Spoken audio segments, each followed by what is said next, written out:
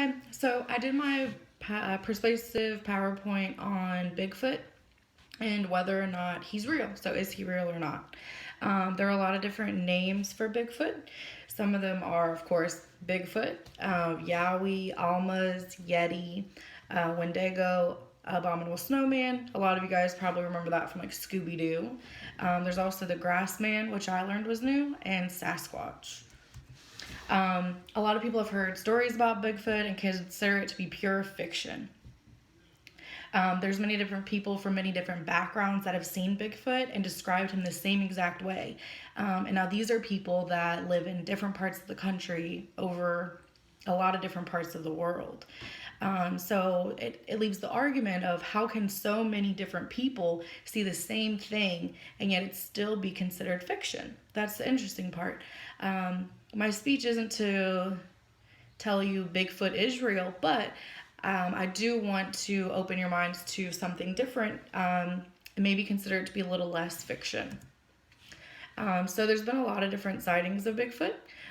Most describe Bigfoot as a human, but with different characteristics. So it's kind of like an animal/human hybrid. A hunter who was watching him eat blueberries described his face as human except for the protruding mouth. And that's from North American Wood Ape Conservancy. So a lot of hunters are seeing these different types of animals out in the woods and different places, and being able to describe them and basically tell people, hey, this is something that's out there. You really should believe it, because what if you run into this animal one day? A group of boys described being chased by a skunk ape that smelled terrible and ran on all fours in a crab-like fashion, as well as running upright. There's a lot of every scary movie you've ever seen has children saying, hey, I seen this, hey, I seen that, and the parents and the grown-ups never believe them because they're children.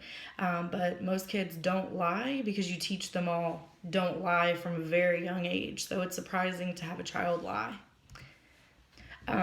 So to give you a little bit of history of when these Bigfoot appearances started.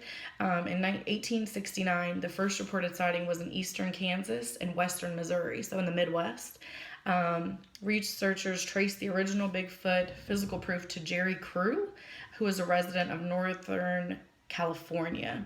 So all that means is that they could be all over the United States. And not even just the United States. There's been sightings in the Philippines, there's been sightings in Africa, there's been sightings in Florida, really all over. What Jerry Crew actually did was he created a plaster cast of the footprint that he found in the ground.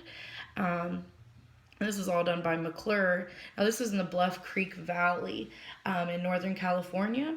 So he seen something in the ground and he literally put plaster in it and made it a cast so that he could show people, hey, this is what I seen. You guys might want to just take a look.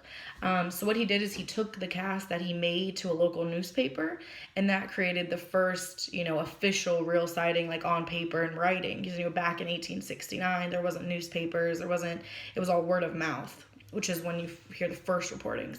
But Jerry Crew actually had the first in writing newspaper back in 1958, which really isn't even that long ago if you think about it. Native Americans that were here way before anybody else, of course, knew about Bigfoot long before we arrived. The tribes would tell, these tales and viewed Bigfoot as like a forest spirit who lived among them. That's from Exemplar. Native Americans, they weren't bothering this creature, they lived among it. And that's something to keep in mind, because we look at cave drawings, we look at those different things and we believe them. So why would we not believe a group of people that were here long before we were? A survivor of a Bigfoot sighting actually stated, I can understand why they don't believe in it, because I didn't believe it either. But I saw one, and I know what I saw. And I know it wasn't a man in a suit. It couldn't have been. That's from Bob Gimlin. So that's just really giving you examples, hey, people are seeing these things and they're trying to warn you and let you know that this animal is out there, animal slash human, anyways. So it's definitely something that everyone should consider, because one day if you don't believe in it, and then you see it, what are you going to do? Why is Bigfoot so rare? That's people's biggest argument. How is Bigfoot real? I never see him, which is fine because you have to see it to believe it a lot of times. Bigfoot is rare because, the remaining population doesn't want to go extinct.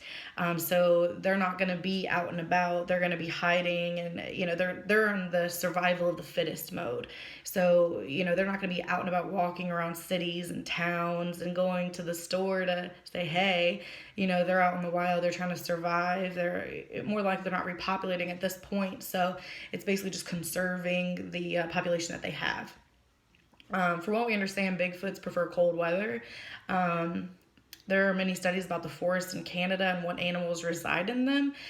So a lot of people think that they might be going more up north in the forests of Canada, because who is going through a forest in Canada? It's like Alaska. It's so cold up there that people aren't just walking around like, hey, what's in here? No one really knows until they go in there. So that's something to consider.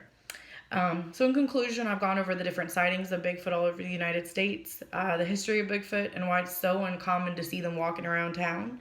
I hope I was able to give you more insight into the existence of Bigfoot, and giving it another chance. And thank you so much.